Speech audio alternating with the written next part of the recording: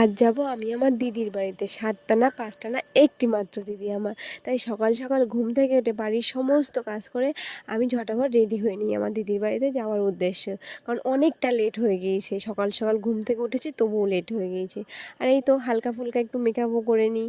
আর এই যে আমি পুরোপুরি রেডি, কেমন লাগছে অবশ্যই আমাকে কমেন্ট করে জানিও। আর আজ আমি দিদির বাড়ি এমনি এমনি যাচ্ছি না, একটা কারণ আছে, সেই কারণেই যাচ্ছি। কারণটা কি তোমাদের একটু পরেই বলবো। আর একটা কথা জানো তো, ছোটোবেলা থেকে এত মারপিট করতাম দিদির সাথে যে মা সবসময় বলতো এখন বুঝতে পারবি না, দূরে চলে যাক তারপরে বুঝতে পারবি। সত্যি এখন বুঝতে পারি কতটা কষ্ট হয়।